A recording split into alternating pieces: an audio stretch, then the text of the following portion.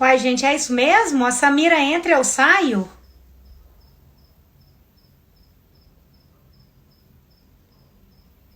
Uai, a Samira entrou e eu saí.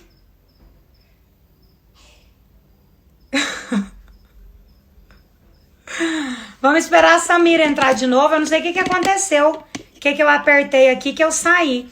Eu fui tentar fixar o nome. Pode entrar as duas agora. Vou esperar a Samira entrar de novo. Eu não sei o que aconteceu, não. Eu fui fixar o negócio aqui e saí da live. Vamos esperar ela entrar. Ainda bem que vocês aguentam minhas confusões, né? O Igozê entrou aí. Eu não sei quem que tá no Igozê. A Jaque tava rindo aí. Vamos ver se a... Gente, eu não sei o que aconteceu. Eu fui fixar... Eu fui fixar o negócio aí, eu saí. Samira entrou. Entra aí, Samira.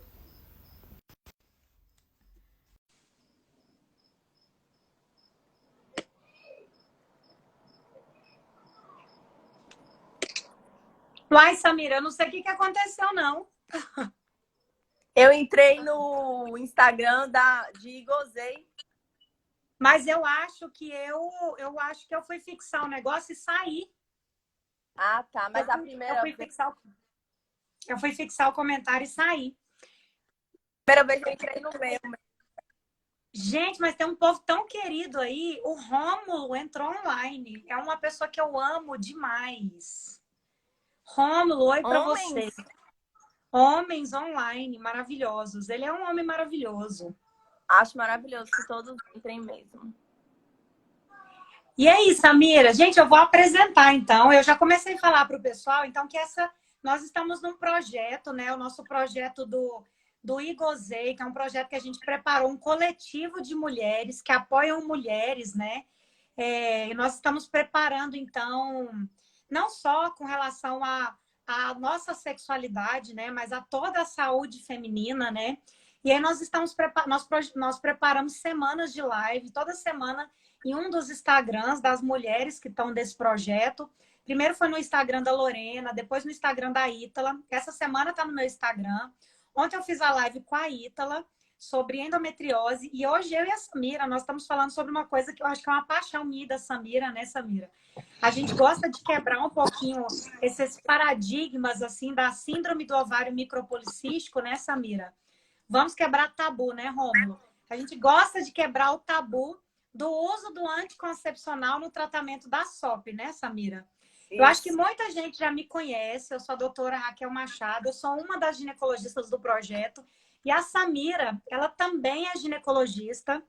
Ela atua em ginecologia natural e eu queria que ela se apresentasse. Samira, eu estou falando de você e estou me arrepiando. Eu tenho uma paixão tão imensa por você. Eu queria muito que você se apresentasse para a gente. Pode falar aí para eu continuar me arrepiando daqui. Conta aí para mim. Gratidão, a recíproca é absolutamente verdadeira. A tela minha tá escura. É Tá, porque eu acho que essa luz aqui tem realmente uma... a minha casa tá escura, porque esse horário eu já deixo um pouco mais baixa a luz. Mas se Uhum. incomodar muito, eu posso acender. Essa luz tem como ela pôr de frente para você? Assim, Põe de ladinho, ou isso. Põe um pouquinho de lado. Pronto. Aí. melhorou? Adorei essa Perfeito. luz. Ave Maria, amei essa luz. Cadê o fotógrafo? Aí. A É, fotógrafa tá online. A fotógrafa tá online, que eu já vi a eu Edneia tô aí online. apaixonada por ela. Não vejo a hora de ter minhas fotos. Então, vou me apresentar, né? Eu sou Samira Coutrinho, eu sou médica, ginecologista, obstetra. E quando eu vou falar de mim, eu gosto muito de falar do meu passado, né? Eu sou... Oi, Vitor! Gente, eu não consigo ler, eu não consigo concentrar, ler os comentários e falar. Então, vou me atentar só a falar. Eu sou do interior da Bahia. Eu me formei em medicina no Centro Universitário Unirg, no Tocantins. E vim fazer residência médica em ginecologia e obstetrícia aqui em Salvador. E minha caminhada até chegar na ginecologia que eu pratico no consultório hoje, ela foi cheia de altos e baixos, de retornos, de curvas, igual a história de todo mundo, né? Mas eu gosto muito de falar da minha história pessoal mesmo, assim. De quem eu fui filha. Eu fui filha de uma mulher que foi a mulher mais empoderada que eu já conheci na minha vida. Fui filha de pais separados. Meus avós também eram separados, divorciados. E só tinha irmãs, né? Mulheres. Então, minha família é uma família muito de mulher. E eu acho importante a gente contextualizar isso, porque no consultório, quando eu falo em ginecologia natural, eu vejo um anseio muito grande das pessoas, o interesse em saber o que a ginecologia natural usa de ervas, quais são as plantas que ela usa, quais são os chás. E, na verdade, a ginecologia natural, o que ela mais preza e o que ela mais busca é entender quem é essa mulher, qual é a história que ela teve até chegar ali, o que ela passou, o que ela herdou de crenças familiares, crenças sociais, para que hoje ela estivesse sentada ali na minha frente com aquela queixa, com aquele desconforto e, na maioria das vezes, com aquela desconexão em relação ao seu sagrado feminino, que é o que eu mais pego. E é o que eu consigo observar que está mais associado ao que elas me trazem como queixa. Então, eu acho muito importante, antes da gente sentar na frente do médico como uma doença, por exemplo, eu sou a paciente da síndrome do ovário micropolicístico, que passei por não sei quantos médicos, já fiz não sei quantos tratamentos e não vi retorno. Muito antes de eu procurar saber sobre isso, eu me interesso em saber quem é você, qual é a sua história, o que você passou na sua vida, independente desse seu diagnóstico ou não. Então, a ginecologia natural é sobre isso. É sobre reconexão, autoconhecimento, observação, empoderamento, corresponsabilidade, porque a gente também é responsável ao tratamento que está sendo proposto. A mim cabe ser dado informação, conhecimento e me tornar capaz de decidir junto aos meus cuidadores o que é melhor para mim. Porque eu vivo nesse meu corpo há 31 anos. Então, tem coisas que, por mais que o especialista saiba e tenha estudado, ele não vai saber mais do que eu. Porque sou eu que vivo nessa casa. E também cabe a mim participar do tratamento, da cura e do cuidado com essa casa que eu vou viver. Então, basicamente, de forma muito superficial, ginecologia natural seria muito mais sobre isso do que sobre qual chá que a senhora vai me passar, qual a planta que a senhora vai me passar. Essas coisas, o uso da fitoterapia, por exemplo, da aromaterapia, são apenas recursos, alguns dos recursos que a gente tem para cuidar dessa mulher. E existe muito uma crença também de que o ginecologista que trabalha com ginecologia natural não usa remédio. Eu prescrevo remédio. Hoje eu prescrevo, sei lá, 80% menos do que eu prescrevia. Porque eu aprendi a entender que a maioria daquelas queixas que elas me traziam, eu não ia resolver com remédio. O remédio só estava tapando o sol com a peneira. Ela ia voltar para casa pior, porque ela ia voltar achando que ela estava tratando a doença dela, enquanto, na verdade, a doença só estava sendo procrastinada, ou piorada, ou acentuada, e ela simplesmente não estava observando a queixa que existia, que estava me anunciando um problema que ia estourar lá na frente.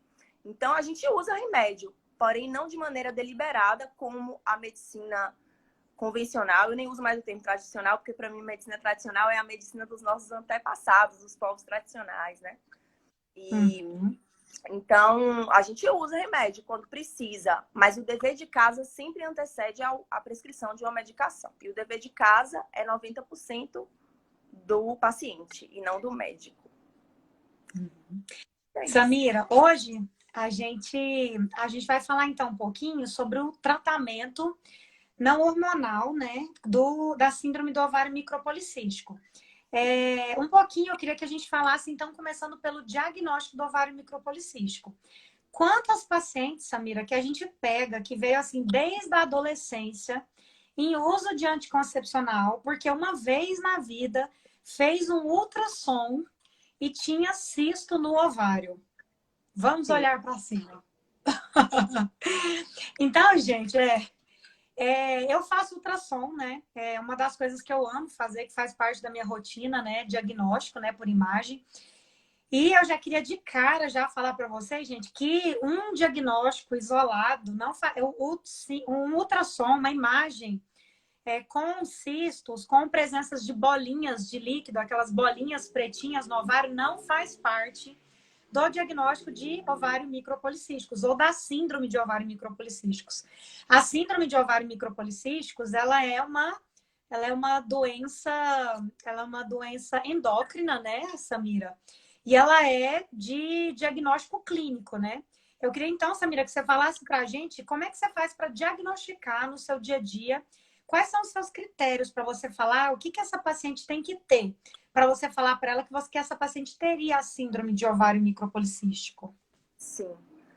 Acho engraçado porque o nome já fala, é uma síndrome. Então, assim, invariavelmente em uma síndrome não existe um critério diagnóstico. É um conjunto de critérios diagnósticos. Então, não existe ovários micropolicísticos, que é um achado isolado ao exame de imagem, e existe a síndrome dos ovários policísticos ou micropolicísticos, que seria uma doença de caráter, sobretudo, metabólico. É um erro, uma falha, uma deficiência do metabolismo, onde algumas questões ainda são muito pouco evidenciadas, assim, tem muita pouca evidência consistente em termos de ciência. Muitas coisas por trás da síndrome do ovário policístico ainda são desconhecidas. Porém, nos últimos, eu acho que 6, 7 anos, muitas coisas passaram a ser esclarecidas. E essas coisas, principalmente, foi o que levou a gente a perceber que o uso de anticoncepcional, que era o tratamento principal quase sempre, não é, na verdade, um tratamento. Pode ser uma das formas de se controlar alguns dos sintomas, mas não é o tratamento primordial. Ele não trata a doença.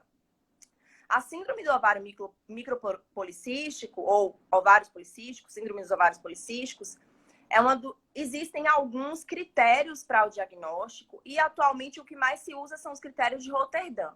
Desses critérios que eu vou falar, a paciente tem que ter pelo menos 2 deles para que eu diagnostique. E o que é mais importante? É mais importante o momento em que eu vou fazer esse diagnóstico. Por exemplo, na adolescência eu não devo fazer esse diagnóstico, porque existem algumas alterações metabólicas que a menina que está entrando na adolescência, quando ela menstrua a primeira vez, o metabolismo dela sofre algumas alterações que podem simular a síndrome dos ovários policísticos e que, inclusive, pode ser chamada de síndrome dos ovários policísticos, mas em caráter transitório. Ou seja, um diagnóstico de síndrome de ovário policístico que foi dado na adolescência não necessariamente vai caracterizar uma mulher adulta que terá síndrome. A síndrome dos ovários policísticos é uma doença crônica, ou seja, ela vai existir para sempre, assim como hipertensão e diabetes, mas ela é absolutamente possível de ser controlada, porém o tratamento ele é eterno, igual qualquer doença crônica. Parou de tratar, certamente vai surgir novamente os sintomas. Nos critérios de Roterdã, eles falam de 3 coisas principalmente, que são os critérios de imagem, que é a presença dessas bolinhas, desses muitos cistos no ovário, que deixa o ovário mais inchadinho, que pode aparecer na menina na adolescência também pela hiperestimulação dos hormônios, porque na adolescência a gente começa a produzir muitos hormônios, principalmente androgênicos em maior quantidade, IGF-1, que é o hormônio do crescimento, né? Isso tudo pode causar essa alteração metabólica mais de caráter transitório. Os critérios de Roterdã também falam das alterações clínicas, é o que a paciente vai falar que acontece e você vai observar, que seria, por exemplo, a presença de anovulação, a mulher não ovula, a anovulação crônica não ovula o ano todo, ou oligomenorreia, que são as menstruações muito escassas, ou seja, poucas menstruações durante o ano. E existem os critérios laboratoriais, que seriam a predominância androgênica nos exames de sangue. O que seria isso? Falando numa linguagem que o leigo entende, é uma predominância dos hormônios que são de caráter masculino no sangue. E aí eu abro um parêntese que às vezes a paciente me traz esses exames, mas ela está sobre o uso de alguma medicação, por exemplo, que pode ter como efeito colateral isso. Então, também não dá para eu fazer o diagnóstico se ela está em uso desse tipo de medicação. Outra coisa que também é muito confundida é porque existe uma coisa no nosso corpo que se chama de aromatização. Então, às vezes eu pego uma mulher que ela não tem uma predominância dos hormônios masculinos no exame de sangue, mas ela tem uma predominância do estrogênio. Isso pode me dizer que ela está com uma predominância dos hormônios masculinos. Porém, ela está fazendo esse processo de aromatização que transforma esses hormônios masculinos em estrogênio, que é um hormônio mais de caráter feminino. E aí ela vai ter uma predominância estrogênica, porém com um efeito colateral clínico de uma predominância de testosterona, por exemplo, que é o hormônio masculino. E aí nos critérios clínicos entram os outros critérios menores, que seria o excesso de pelos em regiões que não é comum ter na mulher, por exemplo, mandíbula, peito, barriga, costas,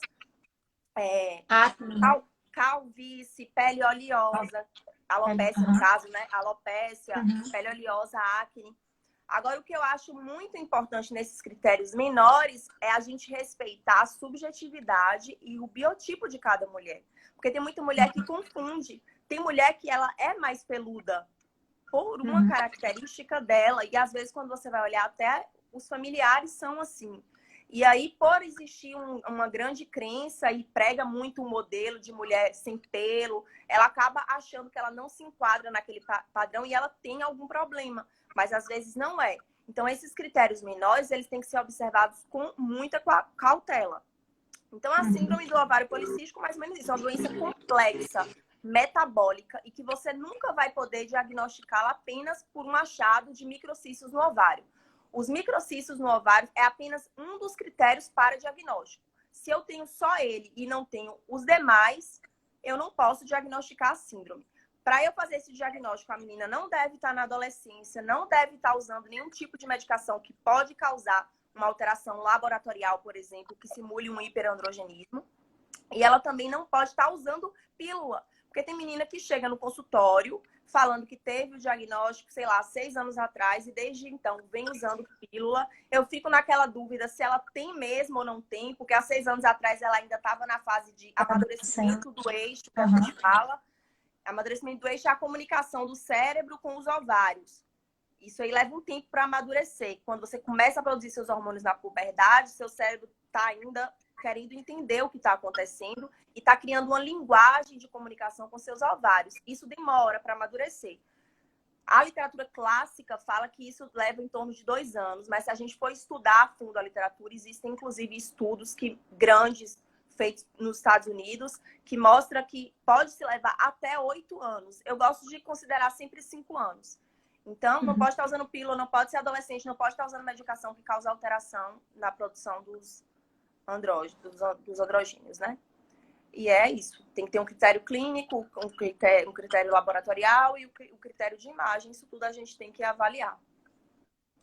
E aí, Samir, o que a gente vê, então, aquelas pacientes que estão com o diagnóstico fechado de síndrome do ovário micropolicístico doutora, então eu tive o diagnóstico de ovário micropolicístico e o meu médico me prescreveu anticoncepcional. E o meu sonho, o meu desejo é engravidar, ou então não está servindo para mim esse tratamento, ou eu quero um tratamento diferente. Então, na verdade, o meu desejo hoje, Samira, era que a gente falasse para essas pacientes o que tem de mais novo da síndrome do ovário micropolicístico, por que a gente tem falado tanto do emagrecimento, por que a gente tem falado tanto do controle da ingestão de carboidrato, por que a gente tem falado do diabetes tipo 2, da insulinemia, por que a gente tem falado disso relacionado à síndrome, e o que a ginecologia natural fala, né, de todos esses pontos que eu falei. O que você tem feito no seu consultório? Fala pra gente. Até algum tempo atrás, como eu falei, usava-se anticoncepcional para tratar a síndrome de ovário policístico porque desconhecia, por exemplo, que aproximadamente 70%, em alguns lugares fala até 80% das mulheres com a síndrome, ela apresenta uma alteração crônica, que é uma resistência à insulina, que é uma alteração que pode ser reversível a depender do estado em que você tem esse diagnóstico. Começaram a observar que as pacientes que tinham síndrome, nessas pacientes era muito mais incidente a resistência à insulina, inclusive o diabetes mellitus tipo 2. E essa observação que levou ao conhecimento da maioria das informações que a gente tem sobre a doença hoje. Por exemplo, a gente sabe hoje que a paciente que tem síndrome de ovário policístico, ela tem uma maior chance de ter hipertensão, de ter dislipidemia, de ter esteatose hepática, de ter trombose, porque a paciente com síndrome de ovário policístico, ela faz uma inflamação crônica, que a gente chama de baixo grau. É muito interessante que a maioria dos médicos entende a inflamação aguda, grave, do paciente que está na UTI, do paciente grave, né? A inflamação sistêmica grave. Mas eles têm dificuldade de entender que existe a inflamação de baixo grau crônica, né? E esse é um caráter do organismo da mulher com síndrome de ovário policístico. E essa inflamação crônica que leva à inflamação e oxidação do sistema reprodutor, que leva ela também a fazer a anovulação. E por isso que tem o mito de que a mulher que tem síndrome de ovário policístico é infértil. O que acontece muito no consultório? Quando ela chega falando que está usando anticoncepcional, eu tento mostrar para ela, explicar a ela que o anticoncepcional ele só está resolvendo algumas das queixas que provavelmente levou ela a procurar o ginecologista quando surgiram, que seria a ausência de menstruação. O anticoncepcional faz ela voltar a ciclar. Na verdade, nem é ciclar, porque ela não cicla, porque ela não ovula. Mas faz ela voltar a sangrar com alguma irregularidade. Porque, por incrível que pareça, algumas mulheres se sentem incomodadas de não menstruar. Porque hoje em dia a gente sabe que a maioria das mulheres não gosta de menstruar por essa relação que eu falei do feminino machucado, né? Mas, assim, resolve essa questão da falta de menstruação. Porém, resolve também, às vezes, a acne, dependendo do tipo de pílula que o médico usou, vai resolver a acne, vai resolver a oleosidade na pele, mas não está resolvendo a inflamação crônica, que é a causa base da doença dela. Pelo contrário, hoje a gente sabe que o uso de anticoncepcional a médio e a longo prazo, ele leva a uma elevação de um marcador inflamatório, que é o PCR, ele faz lesão endotelial, e essa paciente tem uma doença inflamatória de baixo grau crônica, que vai levar ela futuramente a ter muito mais probabilidade de ter uma doença cardiovascular, por exemplo, AVC, infarto, derrame, né? Essas coisas. Tromboembolismo. Inclusive, a trombose é mais incidente na paciente com SOP. Agora, pense, a gente sabe que ela tem a maior chance de ter trombose e ainda dá uma droga, que no caso é o anticoncepcional, que aumenta ainda mais a chance dessa paciente ter trombose. Então, assim, inclusive faz parte, eu pelo menos sigo alguns protocolos que orientam a gente pesquisar metabolismo avaliar a metilação nela, né? Ácido fólico, folato, isso tudo que é importante a gente avaliar pelo risco de trombose. O que é que eu oriento quando ela chega? A primeira coisa que eu explico para ela, e isso para falar para os colegas, se a gente for pegar qualquer livro de endocrinologia, se for pegar isso da Pompeii, se for qualquer livro, vai falar que MEV, mudança no estilo de vida, é o tratamento 1, é o primeiro tratamento para toda paciente com síndrome de ovário policístico. Em seguida, vem os demais, mas assim, sempre tem, é igual a hipertensão arterial sistêmica, o primeiro tratamento sempre é mudança no estilo de vida. Então, é isso que eu vou orientar para ela. A gente primeiro tem que começar a reduzir essa inflamação, que é o caráter primário da doença dela. É comum, e não confundir que tratar a inflamação é consertar resistência à insulina, ou diabetes, ou pré-diabetes, ou... Então, não é igual passar metformina, né? Não é igual. O que acontece? Não é igual. É completamente diferente. Hoje em dia, a gente sabe que tem alguns fenótipos de síndrome de ovário policístico. Fenótipos é como a paciente se apresenta. Por exemplo, nem toda paciente vai ter resistência à insulina. Algumas, a maioria vai ter, aproximadamente 70% vai ter, mas nem todas têm. Algumas têm uma hiperandrogenia, excesso de hormônios masculinos ou uma predominância estrogênica. Então, eu tenho que avaliar primeiro, sobretudo, qual a expressão dessa doença na paciente para eu decidir o tratamento. Fato é que isso é comprovado em todo estudo para síndrome de ovário policístico, que simplesmente a perda de peso já leva mais da metade dessas mulheres a voltar a ovular com certa regularidade. Então, só perder peso já vai resolver o problema da grande maioria, sem precisar usar nenhum tipo de medicação. Como que eu perco peso? Com mudança no estilo de vida. Alimentação, dieta, controle do estresse, melhorar o sono, melhorar o intestino. Então, é um conjunto, é uma doença de tratamento interdisciplinar. A gente precisa do auxílio de outros profissionais, porque vai ter as particularidades na hora de eu prescrever uma dieta. Se é uma paciente que tem, por exemplo, a resistência à insulina, que é o caso da maioria, para ela seria uma vantagem ter uma dieta low carb. Dieta low carb não é comer ovo e bacon o dia inteiro e abacate. É uma dieta com uma menor quantidade de carboidratos do que o que atualmente a gente costuma fazer. Só de você retirar industrializados e introduzir vegetais, você já vai estar naturalmente fazendo uma dieta low carb quando comparada ao que você fazia antes. Então, e outra coisa que eu acho importante falar também é que perder peso não é só para paciente que a gente olha e acha que é obesa. Existe uma coisa que a gente chama de composição corporal. Tem paciente que é a falsa magra, ela não parece ter sobrepeso nem ser obesa, mas quando você vai fazer uma bioimpedanciometria, uma avaliação de composição corporal, ela tem um percentual de gordura um pouco mais elevado. Então, nessas pacientes, a diminuição do percentual de gordura também leva, na maioria das vezes, a um retorno a ovulações regulares. Se a mulher retorna à ovulação, automaticamente ela começa a controlar o perfil hormonal dela. Porque o que leva principalmente a toda essa bagunça é a falta de comunicação correta do eixo, que leva à inflamação crônica, que leva a essa predominância de hormônios que dão esses efeitos colaterais. Inibe a ovulação, leva a excesso de pelos, espinhas e acnes. Então, a primeira coisa que eu faço sempre é mudar estilo de vida. Eu nunca chego de cara prescrevendo 1 milhão de suplementos, 1 milhão de fitoterapia. Eu gosto de falar que primeiro a gente tem que dar uma arrumada na casa.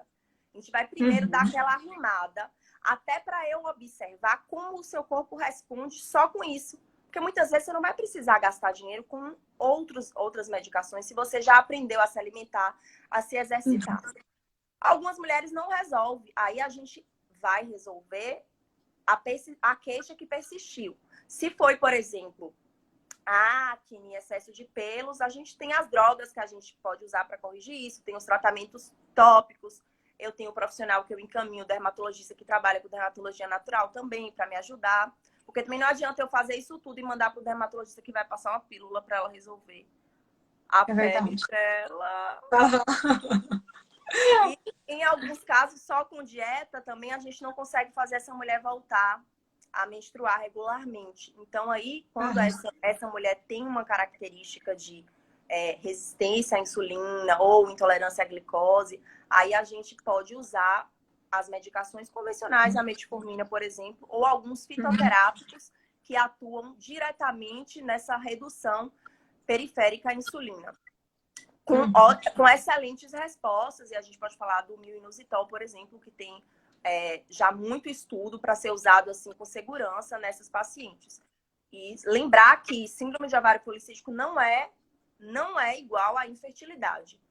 Essa mulher pode menstruar, tem inclusive que tomar cuidado quando a gente tira o anticoncepcional e orienta a mudança do estilo de vida, porque a probabilidade, se ela fizer o dever de casa direito, dela voltar a ovular e engravidar. A é muito grande. Exatamente. Inclusive, a gente tem aquelas histórias, né, da paciente que fez uma bariátrica, achava que não engravidava porque tinha ovário micropolicístico, aí, nossa, no meio do tratamento ela apareceu grávida, né? Às vezes, simplesmente por conta da perda de peso, não estava nem se preocupando com nada, né? Nem. Então, porque acreditava que tinha infertilidade por conta de ovário micropolicístico, às vezes era transitório, né? Porque elas acreditam que tem, né? Exatamente. Você controla a doença, a tendência é que você volte a ter ciclos regulares. Exatamente. A grande preocupação dos ginecologistas que entendem já a complexidade da síndrome é exatamente o fato dele saber que usando o anticoncepcional ele não está tratando a síndrome. Quanto mais tempo a mulher passa sem controlar a inflamação sistêmica de baixo grau, quanto mais anos da vida ela passa naquela inflamação, maior a chance da dificuldade dela voltar a ter ovulações regulares, porque é maior o dano. Eu dei um anticoncepcional achando que eu estava tratando a doença. Passei 20 anos tomando anticoncepcional e a doença lá presente, surgindo outras secundárias, que é o que a gente pega muito, né? Aí já pega a mulher já com diabetes tipo 2 instalado, hipertensa. Muitas vezes já teve um episódio de trombose, aí mudaram a pílula, passaram aquela por só será com falando nome comercial. só com progesterona, Com progesterona. por exemplo, aí a gente já pega um problema muito maior. É igual eu falo, eu costumo Como falar se progesterona também não desce, né? assim, é a mesma coisa que eu falo. Você pegou uma mulher com resistência à insulina, você vai orientar ela, conversar com ela, explicar ela a importância de tratar aquilo, ou você vai esperar essa resistência à insulina virar um diabetes para você começar a tratar? Eu, particularmente, a medicina que eu faço, que é preventiva, me explica que eu tenho que ensiná-la antes da doença se tornar algo mais complexo. A síndrome dos ovários policísticos é a mesma coisa. Se eu diagnostiquei, eu tenho como obrigação explicar a essa mulher o que a ciência sabe acerca da doença, que ainda é um pouco... Existem alguns devaneios, e explicar a ela que o anticoncepcional, se ela optar por usar, ok. A maioria dos profissionais vão até passar, mas não vai estar tratando a doença dela se ela não fizer as outras coisas. Samira, vamos dar uma olhadinha nas perguntas? Vamos. Tem mais alguma coisa que você quer pontuar? Nossa, eu tenho que falar com Ítala que eu fiz um monte de coisa, mas eu não li nada, porque eu não sei fazer isso. Eu queria falar alguma coisa da dieta, que é mais um nutricionista também, mas eu gosto sempre de falar porque eu oriento muito isso. Eu falo, eu gosto de arrumar a casa, antes, inclusive, de passar para o outro profissional, até para não passar vergonha. Porque... Por quê? Então, Tem alguma coisa específica?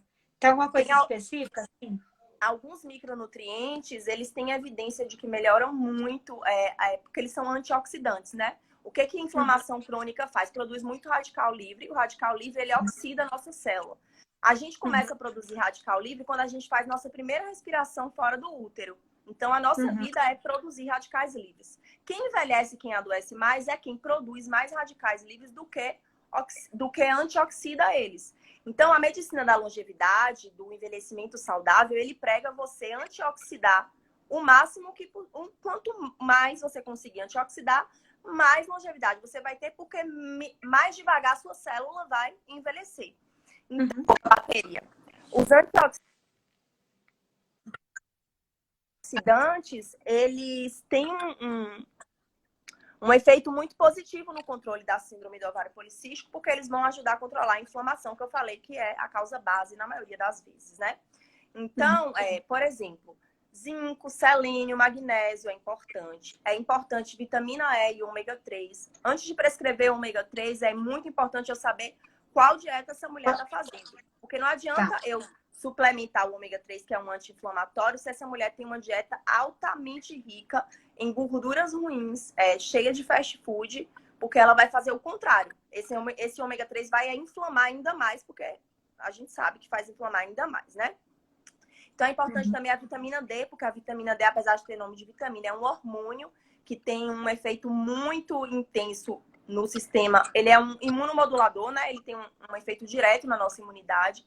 E existe um viés também nos estudos que mostram uma associação da síndrome do ovário policístico com algumas doenças autoimunes, por exemplo, Hashimoto. E é muito comum, tireoidite de Hashimoto, é uma doença autoimune da tireoide. Então, a gente observa que a melhora na imunidade dessa mulher também melhora a resposta ao tratamento clínico.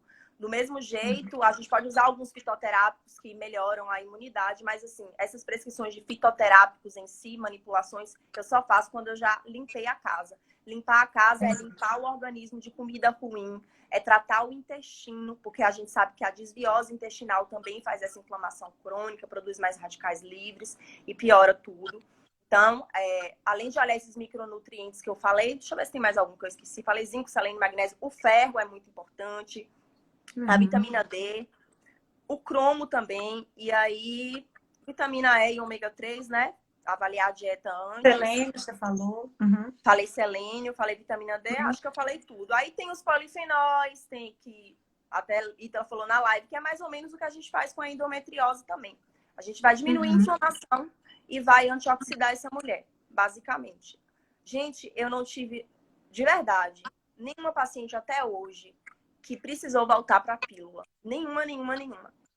Inclusive as que gestaram, nenhuma teve intercorrência, que são comuns das pacientes com síndrome, por exemplo, abortos de repetição, abortamento, diabetes médico gestacional, nenhuma delas. Nenhuma. Entendi. É muito comum, né, essas pacientes engravidarem e perderem, né?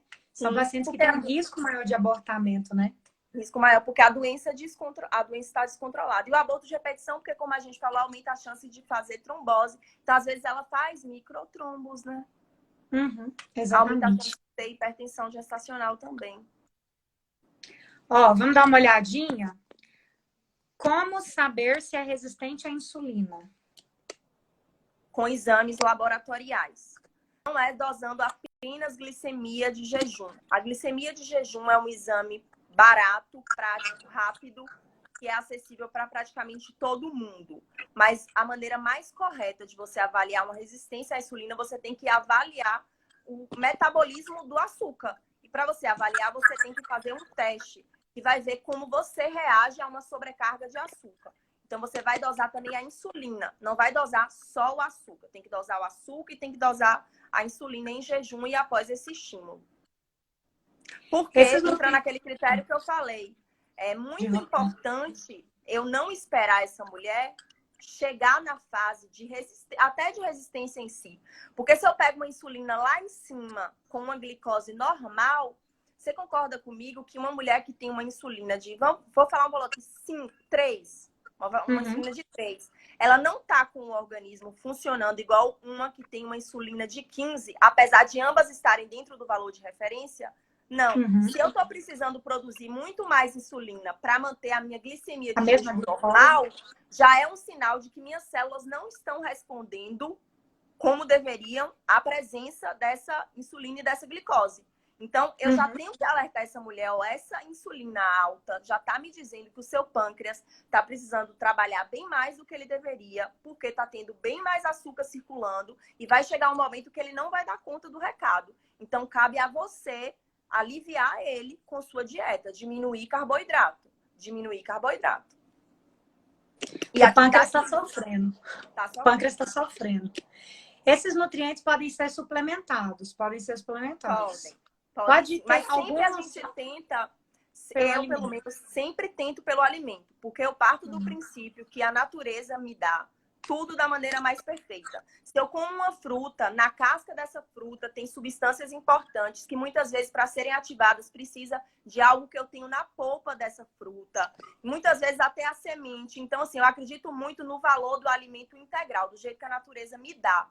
Manipulações isoladas em alta concentração, eu prescrevo quando a gente já tentou os recursos naturais e não vimos resultado. Aí a gente tenta. O uso de glúten aumenta a inflamação? Sim.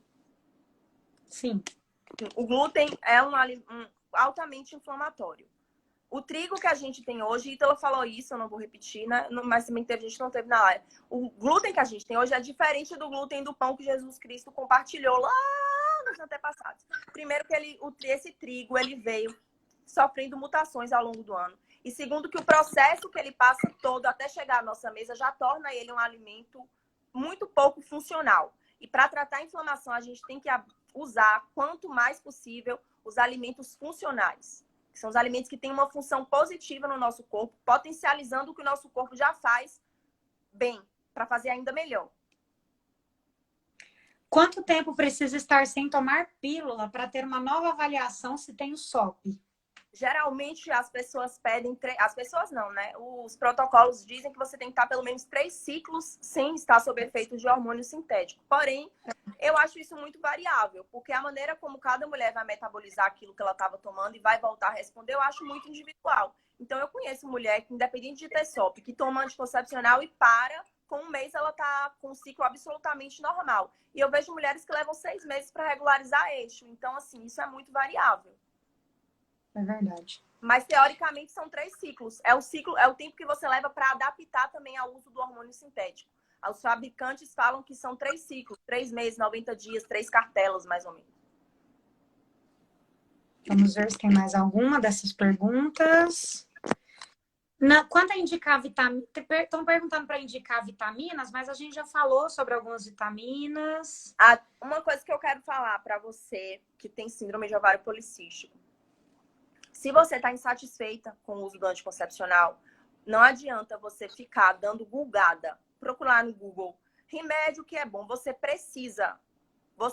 precisa ser acompanhada por um profissional que entenda de endocrinologia, hormônios, de preferência um ginecologista que entenda isso muito bem, que saiba te ajudar. Porque senão você não é uma doença simples de ser tratada. Como eu falei, existem 4 maneiras dela se expressar. A maioria das pessoas só conhece essa, de resistência à insulina, que é o que acomete a maioria. Existem N diagnósticos diferenciais. Por exemplo, o estresse crônico pode fazer uma clínica semelhante à síndrome de ovário policístico. Verdade. Paciente com baixíssimo percentual de gordura pode fazer uma clínica Pode parecida. fazer. Atletas podem fazer uma clínica. Você precisa de ajuda, porque você precisa de, primeiro, confirmar realmente o seu diagnóstico e, segundo, você ser conduzida de maneira adequada. Não fiquem procurando, gente, atalhos. A gente tem mania de fazer isso na nossa vida.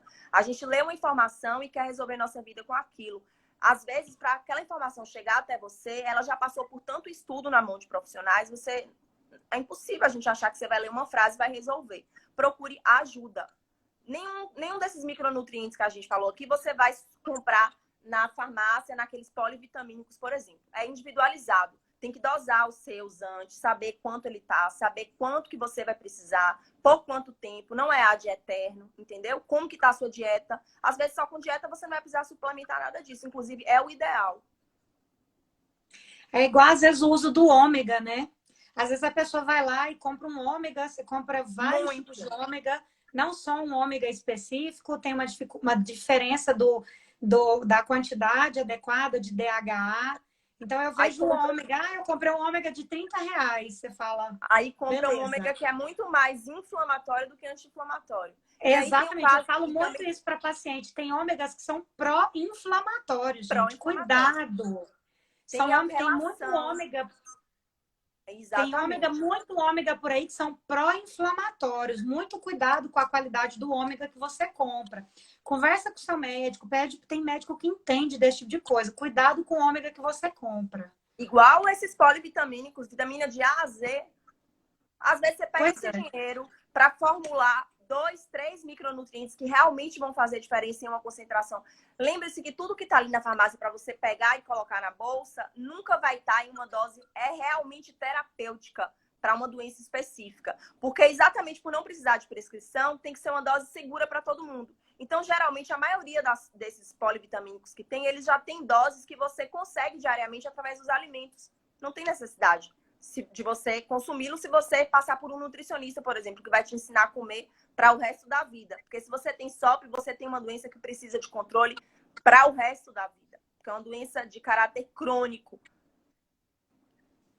Tá chovendo de pergunta aqui, você não tem noção. Melhorar a alimentação diminui os efeitos do acúmulo de gordura? Já vai. Para todo mundo. Quem tem SOP e quem não tem. Everybody. Vai todo mundo. O DIU de cobre seria o melhor método contraceptivo ou isso vai variar de mulher para mulher? O melhor método contraceptivo para qualquer mulher com ou sem SOP é individualizado. Vai ser conversado com ela e com o médico dela. Quem é essa mulher? Já teve filho, não teve? Tem muita cólica? Como é o fluxo dela? Tem parceiro fixo? Não tem? Tudo, várias coisas. Não vai ter resposta pronta para essas queixas assim muito generalizadas.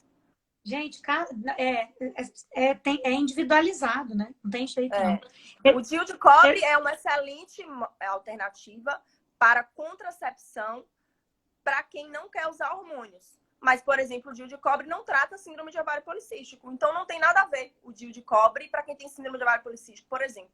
Uma coisa não tem nada a ver com a outra. A resistência à insulina necessariamente vira diabetes? Se você não fizer nada assim, necessariamente vira. Vai virar. Se você tomar uma atitude, se você tomar uma providência assim que você descobriu, muito provavelmente não. Mesmo que você tenha história familiar de diabetes. Porque a gente sabe hoje que genética é 20%. Os 80% da doença é o seu estilo de vida. Samira, estão perguntando se você faz consulta online, porque não estão encontrando gineco que não prescreve pílula. Faço, meu amor, tô atendendo por telemedicina. No meu Instagram tem um linkzinho azul lá escrito Linktree, aí quando você clicar tem as opções de consulta. Se é gestante, se não é, se é retorno, você clica e vai falar com a secretária que se chama Melissa. Estão perguntando sobre medicação, gente. Eu e a Samira, até por uma questão do nosso conselho de ética, a gente não pode ficar tratando especificamente de medicações. Então, eu vou ter que pular essas consultas, tá bom? Essa parte aqui a gente oferece e mostra para vocês que existe um outro caminho diferente do que vocês estão fazendo. Mas para saber mais sobre esse caminho, você precisa se consultar com um profissional.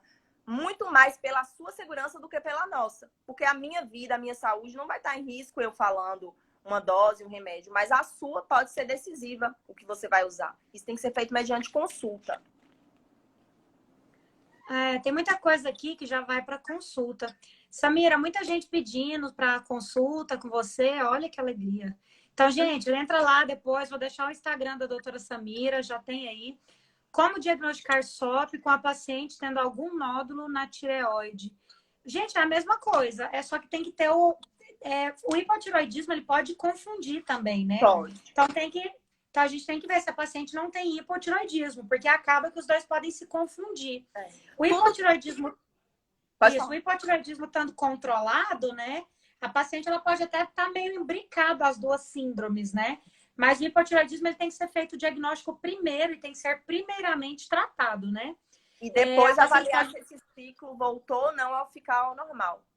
Exatamente. Então, às vezes a paciente tem nódulo isolado e não tem não tem mau funcionamento da tireoide, mas primeiro tem que ser avaliado o funcionamento da tireoide da paciente. Porque a gente tem alteração de prolactina também na SOP, a gente tem alteração da tireoide, mas tem que primeiro cuidar da tireoide da paciente para depois falar da SOP. Exatamente. A priori, a SOP ela tem que ser exclusão, depois de tratar o restante lá. Perfeito. Né? Completamente perfeito. Vamos dar uma olhadinha. Estão falando que seria... Aí, na verdade, engraçado que o que acontece na prática é exatamente o contrário. Qualquer queixa de alteração de ciclo, estou sem menstruar há 4 meses, o médico já dá o diagnóstico de SOP e já passa o anticoncepcional. Só que, na verdade, é o contrário. Se a paciente me chega queixando a ausência de menstruações, por exemplo, eu tenho que investigar tudo, o eixo, a tireoide, dosar cortisol, tudo, para depois, se tudo estiver normal, eu vou pensar em SOP. Não é assim. E aí, sendo SOP, eu vou ter que saber qual tipo de SOP é para eu saber como eu vou tratar. É um SOP com resistência à insulina? É um SOP só com hiperandrogenia, mas sem resistência à insulina? É um SOP que tem anovulação, tem microcistos, não tem alteração de andrógenos, não tem resistência à insulina. Eu tenho que saber qual o tipo dessa SOP. Samira, é engraçado porque, assim, eu já peguei coisas assim, até falência ovariana precoce numa paciente de 33 anos. E assim, às vezes a paciente patinando de um médico em outro, em outro, em outro. Às vezes você pedir uma coisa simples, como uma prolactina, e pegar um macroadenoma do tamanho do universo. Que a paciente foi lá, fez o tratamento, chega, drenou líquido pelo nariz, né? E a paciente fala assim, Raquel, como que eu fui em tanta gente e ninguém me pediu uma prolactina, né? Porque normalmente é o seguinte, para de menstruar e a paciente vai lá e vai para o anticoncepcional. Então, o primeiro diagnóstico é SOP. Aí vai ele dá lá um anticoncepcional e fala com ela que ela vai voltar a menstruar. E, na verdade, ela nem está menstruando, porque só menstrua quem ovula, né? Quem usa anticoncepcional não está menstruando. Está tendo sangramento de intervalo de pílula, que é por ausência de hormônio sintético. E ela fica... Gente, é de uma responsabilidade tão grande da gente médico dar um diagnóstico, porque, às vezes, a paciente leva um diagnóstico errado pela vida inteira dela. Entendeu? Ela acredita, ela tem aquela doença para ela, sabe? Ela honra aquela doença, e às vezes é uma coisa que ela, na verdade, nem tem. E Samira, deixa eu te contar uma coisa muito interessante que eu tenho conversado com todas as minhas pacientes, né? Quantas mulheres que você já percebeu no seu consultório? Quase todas nós mulheres carregamos um certo sentimento de incapacidade de gestar. Muito. Isso é da total... Então, muitas de nós acreditamos, antes de ser mãe, que nós nunca seremos mães. Então, uma vez que um médico irresponsável te dá um diagnóstico de SOP, a mulher, ela carrega isso. Aí ela fala assim para mim, Raquel, eu acho estranho, porque, sei lá, eu tomo anticoncepcional, mas às vezes eu erro por 3 horas, às vezes eu erro por algumas horas e eu nunca engravidei. Eu acho que realmente eu nunca vou ser mãe.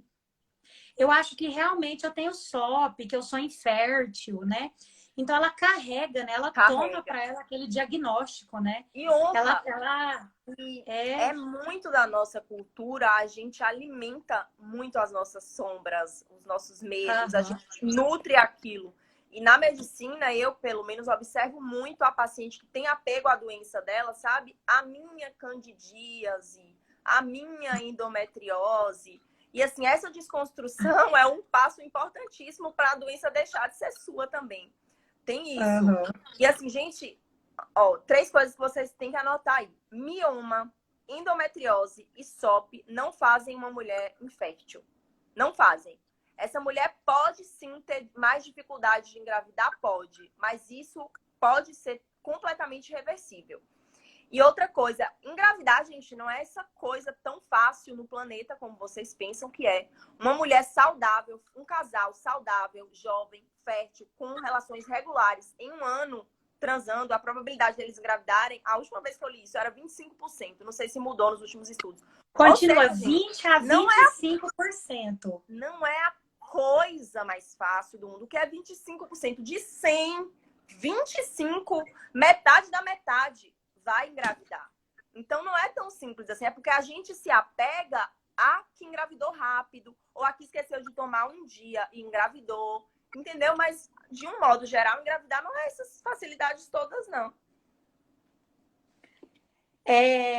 Eu vou habilitar de novo aqui, dar uma olhada, porque nossa live, Samira, falta muito pouco para acabar. Falaram de fisioterápicos. Gente, não é fisioterápicos, são fitoterápicos. Fitoterápicos são medicamentos naturais que podem te ajudar de algum modo. Eles têm um efeito muito semelhante aos medicamentos normais, porém, eles são muitas vezes extratos de plantas em uma concentração maior e que geralmente precisam de mais tempo e precisam de um organismo mais preparado para fazer o efeito desejado. Fitoterápicos são medicamentos naturais, mas não são ervinhas que você usa de qualquer jeito, em qualquer concentração e pronto. É um recurso da medicina, tá bom? Ó, tem gente falando que engravidou com SOP, tendo SOP, engravida mesmo, gente. Tem muita gente engravida tendo SOP. O tratamento dos ovários policísticos sem estar com SOP, presença de ovários presença de policisto nos ovários pode ser causado por várias coisas. Então, tem que investigar por que isso está acontecendo. Na adolescência, isso é muito comum por essa alteração metabólica que eu falei. Mas isso pode acontecer como efeito rebote após o uso de pílula anticoncepcional, por exemplo, por uma hiperestimulação. Que dia que foi feito esse ultrassom? Realmente eram policistos? Não era um dia folicular? A gente não estava num dia de recrutamento folicular? Quantos anos tem essa mulher? Vamos imaginar uma mulher aí de 25 anos com 12 folículos recrutados de cada lado. Perfeito. Eu arrepio. Ó, 12 folículos de cada lado, eu ia bater palma para esse ultrassom. Exatamente. Entendeu? Entendi perfeitamente. Eu também. Eu ia querer... Entendeu? Eu dependendo, eu ia bater palma para esse ultrassom. Então, cuidado com esse diagnóstico aí. Cuidado com esse diagnóstico. A gente tem que tomar cuidado, porque às vezes a gente pede ultrassom para uma pessoa, às vezes não é o seu médico quem faz, e às vezes você orienta e vai para um ultrassonografista que não é o do seu de confiança. Às vezes o ultrassonografista, ele não tem essa ligação com o seu médico, e às vezes vem esse tipo de diagnóstico, né? Perfeito. Que é um diagnóstico infeliz. Tão importante quanto a escolha do seu médico, de quem vai cuidar de você, é importante o laboratório que você vai fazer os seus exames, os médicos que vão fazer seus exames de ultrassom de mama, de tireoide. Isso tudo é importante, porque são exames que são passíveis do observador. Então, não adianta você estar no melhor médico, mas os exames que você leva não são exames de qualidade, porque ele vai se basear por um resultado que muitas vezes pode ser um resultado equivocado. Tem muita mulher aí que, dependendo do ciclo, tá doida pro ovário, tá cheio de bolinha, né? Quando a Raquel falou de recrutamento, é porque todo mês, antes da gente ovular, alguns folículos eles são escolhidos. E eles vão ficar mais gordinhos, tentando amadurecer. Mas só um vai amadurecer e estourar. Então, se você faz o ultrassom nesse momento onde você está sendo estimulada a recrutar seus ovos, seu ovário pode estar um pouco aumentado, pode ter mais folículos do que o normal. E dependendo da experiência do ultrassonografista em relação a isso, ele pode simplesmente... Gente, eu tenho vontade de morrer, de me jogar do 18º andar. Quando eu vejo conclusão de ultrassom, síndrome de ovário policístico, a gente gastou aqui 40 minutos e não falou um terço do que é a síndrome. A pessoa dá o diagnóstico da síndrome no ultrassom, mas mulher... É verdade. A pessoa nem conhece a paciente, não gastou 5 minutos num transvaginal, né? E me escreveu SOMP no diagnóstico, né? SOMP, som com S. Síndrome. No ultrassom.